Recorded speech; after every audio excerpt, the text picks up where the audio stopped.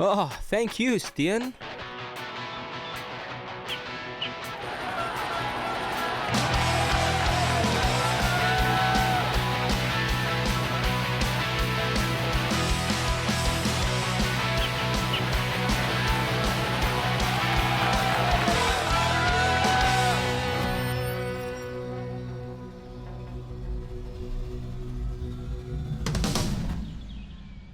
Hey, what are you looking at? Have you seen the latest episode from the Golden Trail War series? Don't you? Really? Come on, go check it. Previously on the Golden Trail World Series. On the hottest day in the history of the Zegama Scoring Marathon, Kilian Jornet got the lead early after the start and had control of the competition from there to grab his 9th victory in Zegama. On the women's side, Eliane was the surprise of the day, running a brilliant race to win her first trail marathon ever. Moving on to Chamonix for the second stop of the Golden Trail World Series, the race started super fast. Andy Walker had a solid advantage over the rest, but at the end, the rookie Davide Magnini from Italy won the Marathon du Mont Blanc. In the women's side, the first kilometers of the race were very fast too. Silvia Rampazzo led the second half of the race until Ruth Croft took the lead and won her first race on her 2019 campaign. Let's take a look at the leaderboard situation and how it changed after the Marathon du Mont Blanc. On the men's leaderboard, Bartolomé climbs to the top, establishing himself as the new golden leader. Second, we have Stian Angerman climbing up 2 positions. Third is Thibaut Varonian that maintains that third spot. Climbing from the 9th position to the 4th, we have Andy Walker. Since Kilian didn't compete in the Marathon du Mont Blanc, he goes down to the 5th position. On the women's leaderboard, the rookie Eliane confirms that she's more than ready to be here. She consolidates herself as the new golden leader and gains a little bit of advantage over the rest. In the second place and climbing 1 position, we have Amandine Ferraro, taking the 2nd spot from Elisa Desco that went down to the 6th.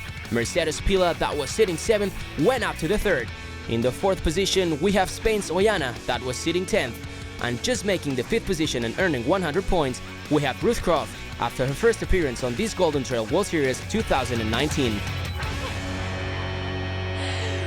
Welcome Italy, welcome to the Dolomyths, and welcome in Val di Fassa, Canazei. We are here for the 3rd stage of the Golden Trail World Series. We are surrounded by some of the most amazing mountains in the planet, Marmolada, Gran Vernel, and the group of Sella. So what else can we say about this place? I mean, they have the best food, there's the best people, pizza, pasta. I'm getting hungry just talking about it. So see you tomorrow and be ready for some action. Surely, the first thing that comes to mind when you think of Italy is pizza. This weekend, we came to the Dolomites to try a few.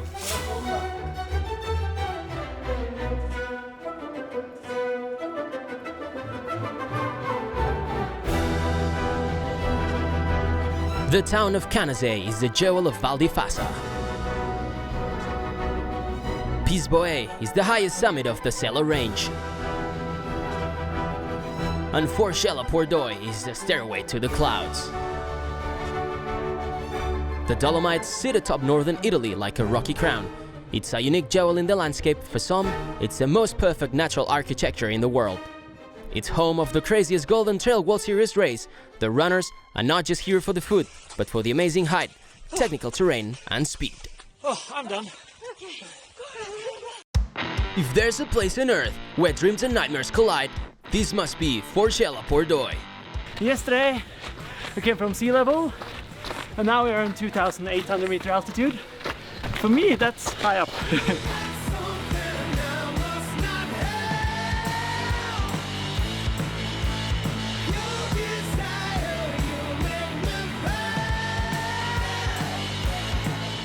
He says it's runnable.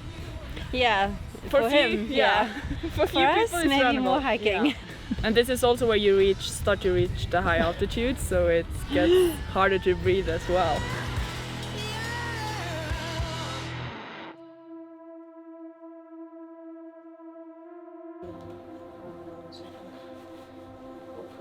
The gloves are for the race? Yeah, I think it's a mental thing. I feel more safe when I run downhill with the gloves. It will protect me. My lucky socks, yes. You have to be straight. It has to be straight. 15 minutes to the start. Here I am with the coffee, a real coffee, Italian one. So at least I start with the right mood, and yeah, it's time to warm up even for us. Here, Judith Wither, first time at the Dolomyths run. How do you feel? Of course, I'm a bit nervous, but I'm really looking forward to it. It's going to be a crazy race, and that's what I like.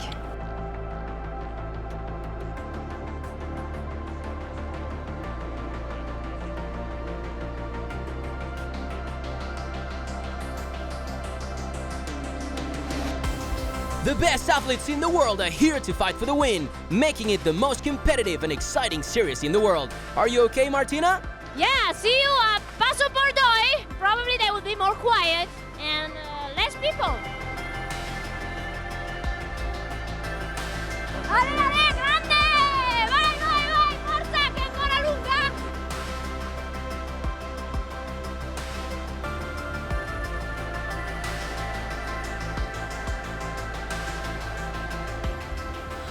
This is a quite short race compared to the other two races. The difference is that here the race is only 2 hours and in Chamonix is 4 hours, so the strategy is a bit different.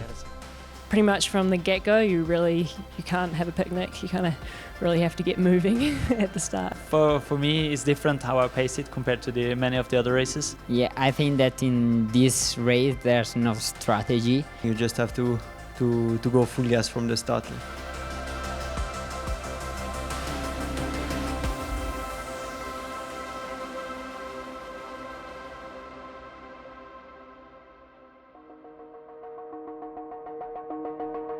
Running towards the clouds, the steepest uphill of the series, super technical terrain, this is the Dolomyths racetrack. The track starts in Canazei. As we leave the town, we have 6.5 kilometers to Paso por Doy. Here, the runners will find the first uphill of the race through the ski slopes. When they get to the top of Forchella por Doy, they will keep going up to Pisboe. This is the highest point of the race. It's more than 3,000 meters and it offers a full panorama of the Dolomites. After crowning Pisboe, they will start the technical descent going through Val di Lastis. It's all downhill from here, going through Chivenis, located at kilometer 17. From this point, the runners will only have 5 kilometers left to the finish line in Canazei. The race is only 22 kilometers, but it has up to 1,700 meters of elevation gain. It's the longest uphill of the series, but for sure is the hell of all climbs.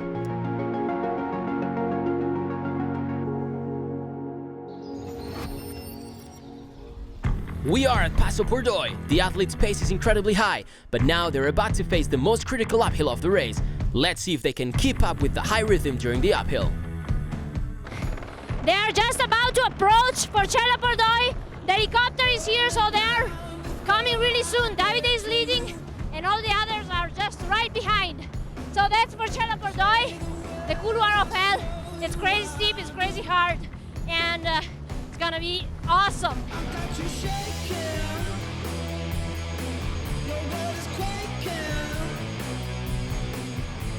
Yeah, I think for me the race will start in Pordoy.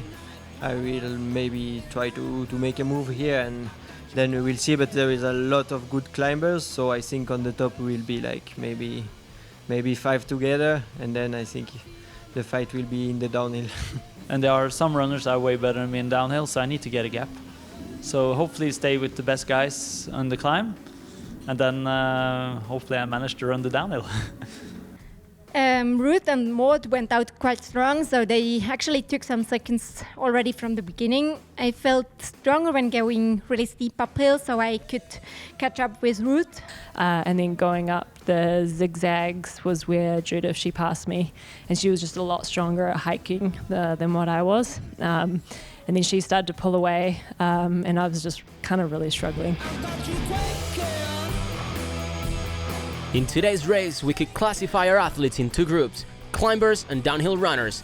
Even though they're extremely good at both, some of them will be better at climbing or running downhill. Let's see who goes where. On the men's side, we have Stian, Davide, Nader and Remy, known for their VK skills. In the list of good technical downhill runners, we have Jan, Uriol, Bart and Alexis. We will watch out for them during the downhill. And in the women's, we could consider better climbers Ruth, Maud, Fanny and Ellie Gordon, which probably they will take a lot of advantage during the uphill, but we also have Judith, Elisa, Holly and Oyana, which are better at the downhill. In a way, the winners of this race will be the ones that can perform better on the technical sections. The most consistent athletes will have a bigger chance of taking the win. Like we said, all these athletes are really good at both, but since this race demands two very specific skills on a really technical terrain, we will see who does it better.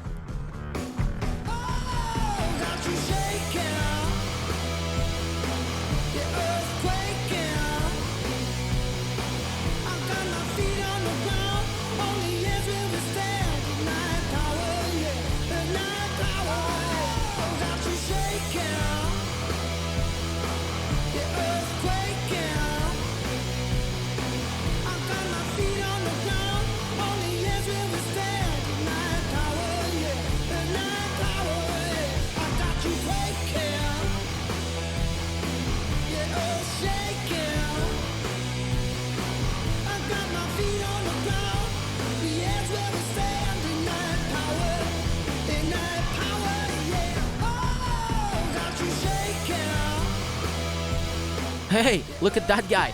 He definitely found the best spot to see the race.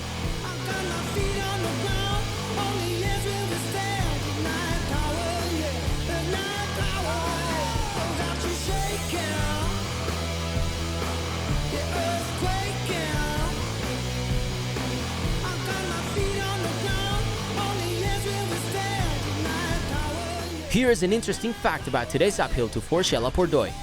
Here, we see the Tower of Pisa in Italy. It has a height of 57 meters, so the equivalent of running up this hill is climbing 30 times to the top of the tower. And well, it looks like the steepness is probably the same. Can you imagine that? Well, that's what the athletes are going through today. It looks kinda easy. Yeah.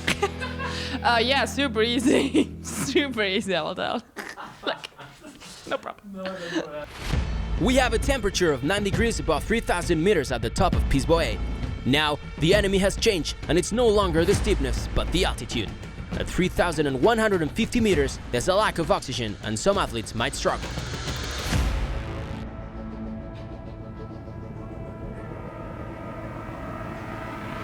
Runners are getting to the summit of Pisboe, and it looks like Davide is going to break the uphill record from Killinger Net. Well, there he goes! He made it by 1 minute and 41 seconds. Now he has a gap of 2 minutes and 20 seconds against the others. The race is not decided yet. During the uphill, I didn't look behind me. I was just focused on my pace, on my feelings, and to make the bigger gap as possible to the top. Surprisingly, the Peruvian Jose Manuel just passed everyone. He was 6 2 kilometers ago, and now is currently sitting second at the top of Pisboe. It seems almost impossible to gain 4 positions against the top class athletes, but somehow he did it. So far, now we have Davide on the lead, followed by Jose Manuel, Stu Narvik, who finished runner-up last year, Moroccan El Hossein, and Nadir Maguet from Italy. The women are now getting to the top of Pisboe. After the climb at Forcella Pordoi, Maud is still in the lead and has a 3 minutes gap with Ruth and Judith. We knew that Maud could get a solid advantage during the uphill. She's such a good climber. Oh, and it looks like the 3 of them are going to overcome Megan's uphill record from 2015. We shouldn't forget that Judith Whiter comes from an orienteering background, so she's a very technical runner. Even though Maud has a solid 3 minutes gap, we will see if Judith has a chance on catching up with her during the downhill. The runners have just passed the top of Pisboe, and now they're about to start the downhill. Are we going to see some changes on the lead?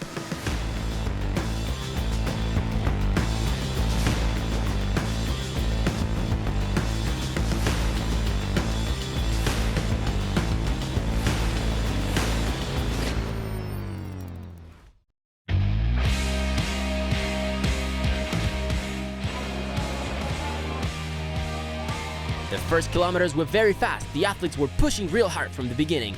Italian Davide Magnini created a good gap after the start, with the group formed by Nadir, El Hossein, Stu Narvik and Remy Benet.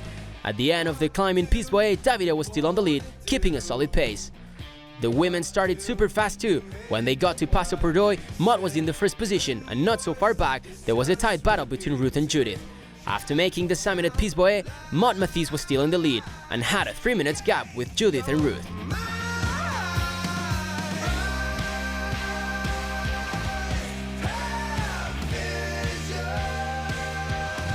Here we see Jose Manuel. I think he got on the wrong track and he's completely lost. Oh my god. This looks really sketchy. Whoa, whoa, whoa, whoa. Is he on the wrong side of the peak?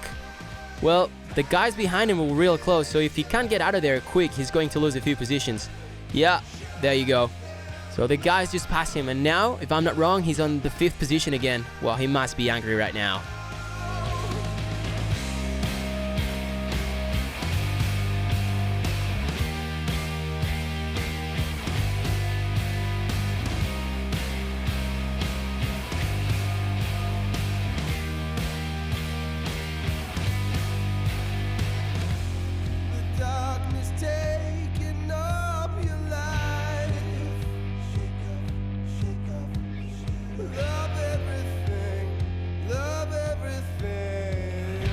So this downhill is very special for a few reasons, but we will let the athletes tell you why. You really have to have the focus, and because you don't have to really follow the marks during the race, it's more or less make your own way down. La discesa qui del Pizzboe è molto The downhill from Pizzboe is very technical. The track zigzags a lot, and the athletes will take a straight line to cut down some time. I think the uphill, you can still make up time, but it's easier to make up time on the downhill if you're good at it. Yeah, from what I remember, the downhill is pretty crazy, like lots of rocks, so lots of possibilities if you're not concentrating to hurt yourself. So you have to really pay attention to don't fall, because if you fall one time and that's it.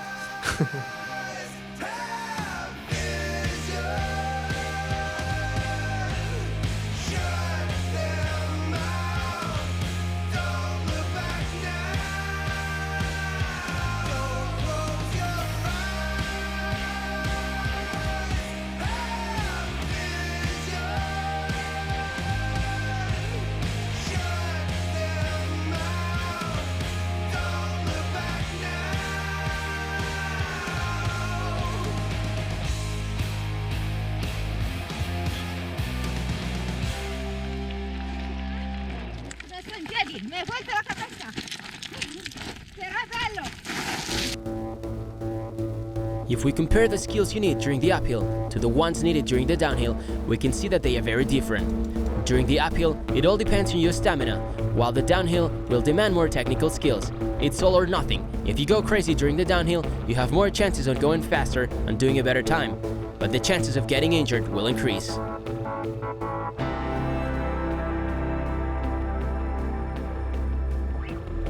I was really surprised to pass Maud because I didn't see her. She went straight down, and I was doing all the zigzags. So she passed me there, but I didn't see her. No, I never saw her. I saw her on the uphill, but never on the downhill.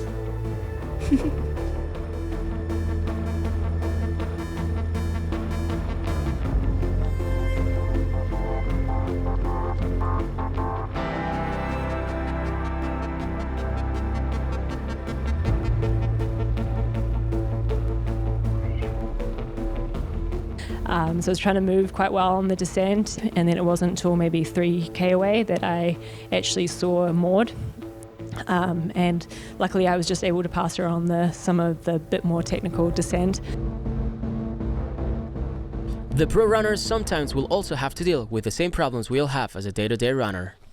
In the last technical part, I get a really big rock in the shoes, so I have to slow down a little bit in the section in the wood, and there I think I lost some second. In fact, the second runner was closer to me, and after when I reached the more runnable part, the last K of the downhill, the rock moved in my shoes and I was able to push again to the finish line.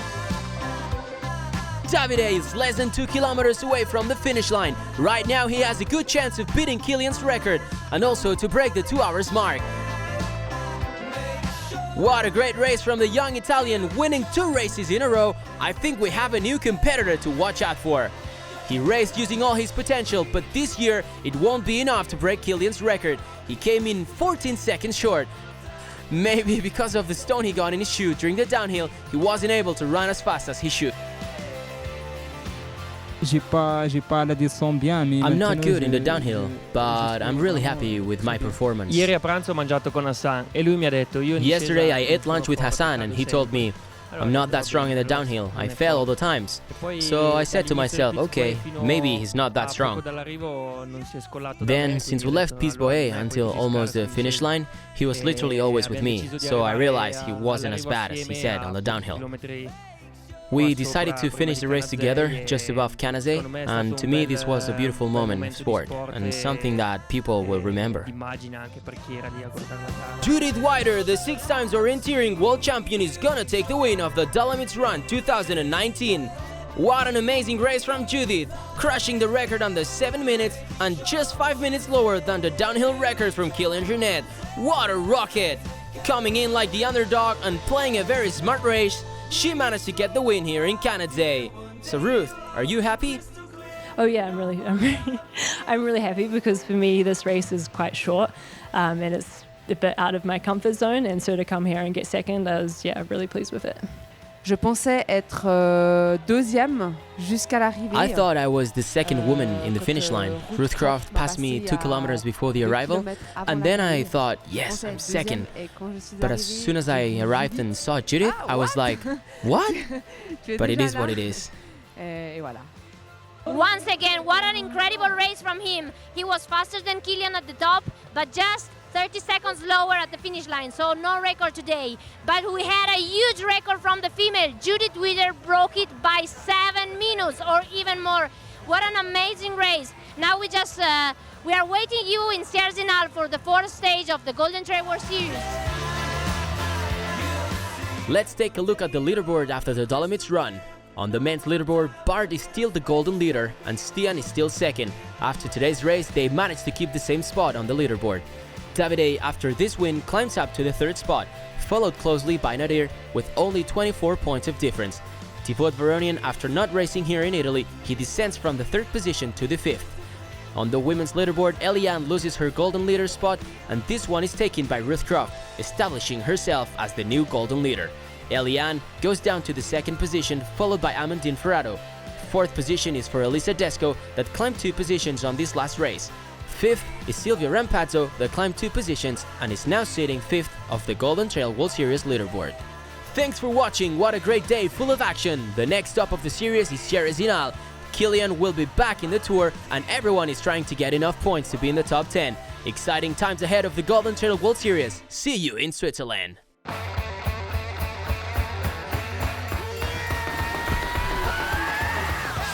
Last year in Sierre-Zinal, right after the start, Kilian Jornet and a group that included Davide Magnini, Francesco Papi and Joe Gray arrived at kilometer 7 altogether. The Catalan ran away from the competition in the second half of the race to capture his 6th title here, overcoming the 5 titles of Ricardo Mejia. The 2nd position was for Robbie Simpson and the 3rd for Robert Sarun from Kenya. The women's race was a repeat of the 2017 edition, with the top 2 places going the same way they did the year before. Lucy Wambui moved to the front earlier on and never seemed in much danger of being overtaken. She was the only woman to break the 3-hour mark, finishing in 2 hours, 57 minutes and 54 seconds. Only 3 minutes and 35 seconds later, it was Germany's Michelle Maillet who came in second. And running at home, it was the Swiss athlete Simon Troxler who took the 3rd position. But yeah, after all, what's your favorite Italian dish? Pizza. Pizza Remi, mediterranea con huevo.